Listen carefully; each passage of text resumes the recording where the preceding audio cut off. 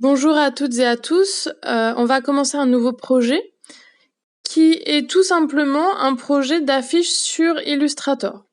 Donc le but de ce projet, c'est de venir créer 3-4 affiches à partir d'un gabarit que je vous donne. Et sur ces affiches, il y aura, on va mettre des silhouettes de fleurs. Ok ? Pourquoi des fleurs? C'est parce que c'est facile à imaginer, on sait ce que c'est, et en plus de ça, si on se trompe un petit peu de forme, c'est pas très grave. Donc, pour commencer, vous allez venir télécharger le dossier du projet qui est dans le Drive. Donc, dans Fichier, dans Affiches, vous allez avoir tous les documents nécessaires pour la création de ce projet. Donc vous allez trouver le tuto vidéo, vous allez trouver le projet en PDF pour savoir exactement quel rendu vous avez à faire, etc. Vous aurez aussi une police de caractère et vous aurez un gabarit en JPEG. Donc vous allez voir que le projet il est divisé en deux grandes parties. La première partie, c'est la recherche de forme. Donc tout va se faire au papier, au crayon. Et la deuxième partie, ça va être tout le travail sur Illustrator.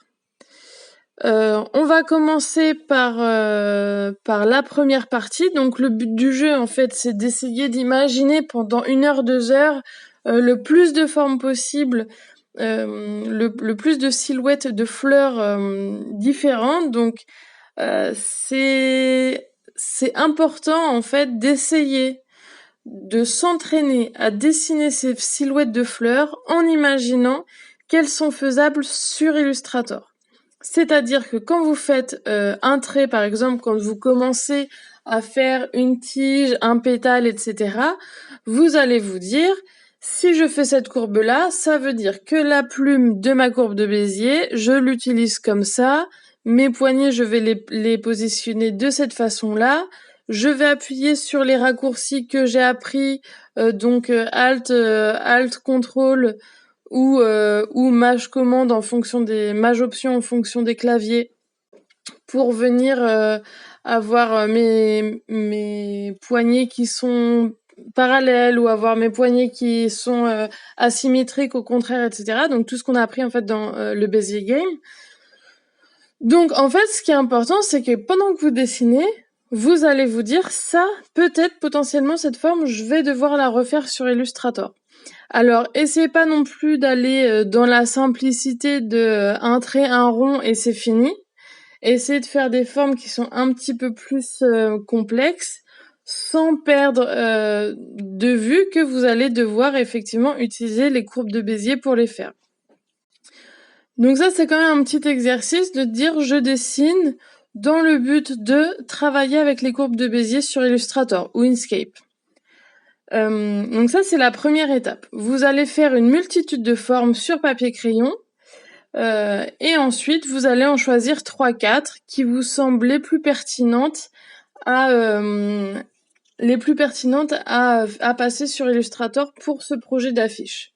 Donc si j'ai pas pu vous voir pour ce premier cours et ce lancement de sujet, n'hésitez pas à me faire parvenir vos différents croquis, comme ça on peut choisir un petit peu ensemble ce qui semble le plus juste ou non à faire sur Illustrator. Donc cette première partie de dessin de dessin sur carnet, elle est assez importante. Il faut la faire assez sérieusement. Et puis quand vous aurez choisi vos 3-4 silhouettes de fleurs, on peut passer à la suite. Donc dans le dossier, vous allez trouver une police de caractère. Donc c'est la police de caractère qu'on va utiliser sur la fiche.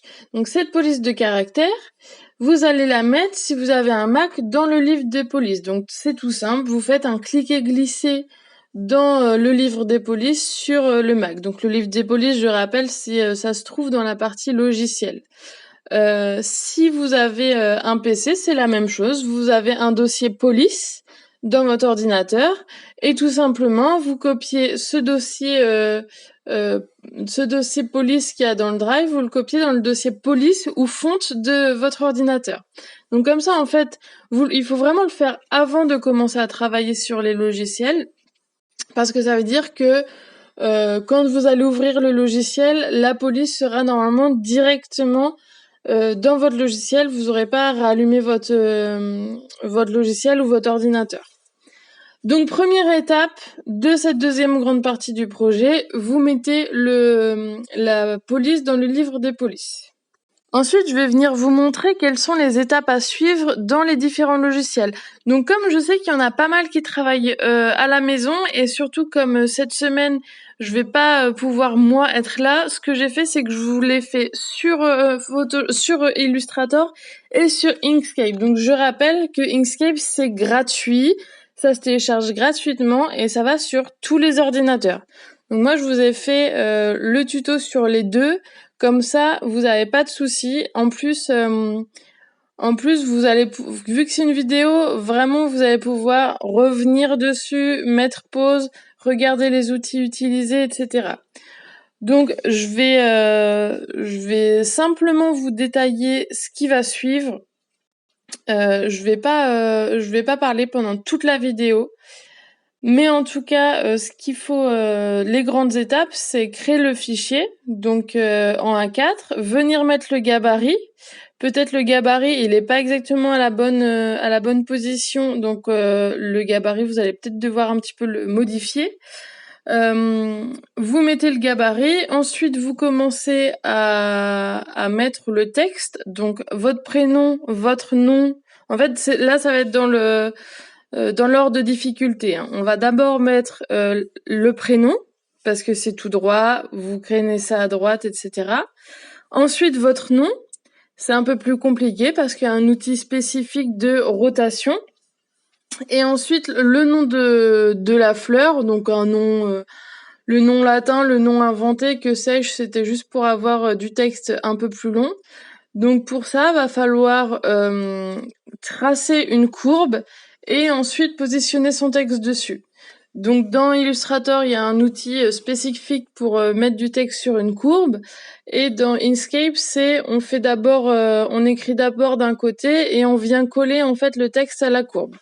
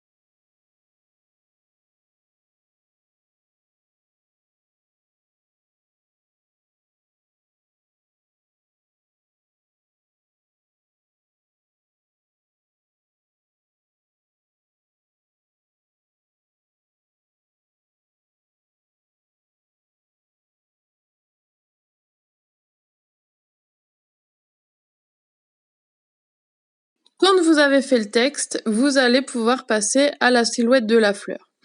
Donc sur Illustrator, c'est comme dans Photoshop, il y a des calques. Donc vous allez vraiment bien diviser votre affiche en 3 calques. Vous aurez le calque de texte, le calque de silhouette de fleurs et le calque de fond. Donc une fois que vous avez fait votre texte qui va se mettre automatiquement sur le premier calque, vous allez pouvoir faire un deuxième calque dans lequel vous allez mettre votre silhouette de fleurs. Vous pouvez supprimer le gabarit si ça vous gêne ou juste le rendre invisible, c'est comme vous voulez. Donc vous allez sur votre calque de silhouette de fleurs et vous venez simplement utiliser la plume et essayer de reproduire la fleur que vous avez dessinée. Donc vous pouvez le faire de tête ou vous pouvez importer une photo de votre dessin si vous voulez vraiment par exemple décalquer le tracé, c'est possible. Donc l'idée ici, c'est de venir utiliser les raccourcis qu'on a appris pendant le Bezier Game et de venir vraiment faire coller notre idée à la plume. Donc c'est pas la plume qui dirige quelle forme va avoir ma fleur, c'est moi qui dis à la plume ma fleur, je veux qu'elle ait telle forme. Une chose importante que vous allez pouvoir utiliser pendant que vous faites la silhouette de la fleur, c'est le Pathfinder. Donc vous allez dans Fenêtre Pathfinder et vous allez retrouver un petit outil qui en fait propose différentes façons de faire interagir différentes formes. Donc est-ce que deux formes n'en deviennent qu'une? Est-ce que les formes se chevauchent? Est-ce que l'endroit où se chevauche ça se creuse? Ou au contraire c'est que ça qu'on retient, etc., etc. Donc ce Pathfinder, c'est pas mal de regarder un petit peu comment ça fonctionne aussi. Donc là, le plus important, et là où vous allez devoir passer le plus de temps, que ce soit à la maison ou en cours, c'est vraiment à essayer de faire la forme qui vous convient le mieux à vous.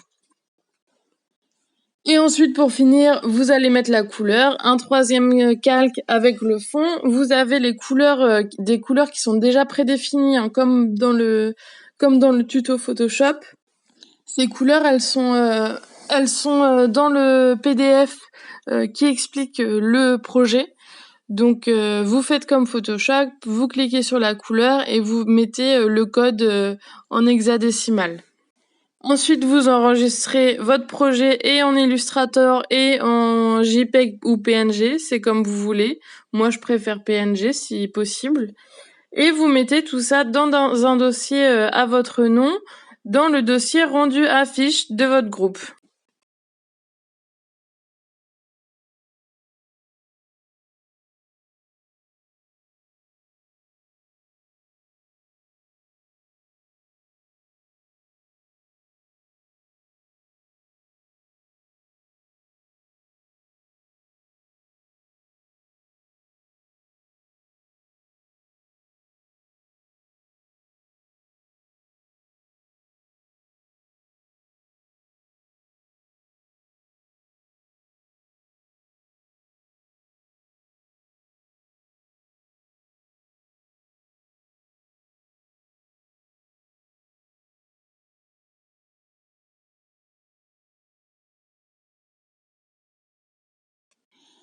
Donc ça va être exactement le même process sur Inkscape ou sur Illustrator. Simplement, des fois, c'est pas exactement les mêmes outils. Donc, par exemple, dans Inkscape, pour faire pivoter un texte, faut cliquer 2 fois dessus pour que l'outil apparaisse, alors que dans Illustrator, l'outil, il est sur la barre de côté. Voilà, c'est des petites choses comme ça qui changent, mais sinon, l'idée de base, c'est la même, ok? Donc, vous pouvez tout à fait le faire à la maison, sachant que si vous le enregistrez en SVG, vous pouvez l'ouvrir autant dans Illustrator que dans Inkscape, ok? Même en PDF, c'est pareil. Donc ça, ce qui est bien, c'est que si vous commencez à travailler à la maison sur Inkscape et que vous voulez ensuite travailler à la fac sur Illustrator, vous pouvez tout à fait, ok?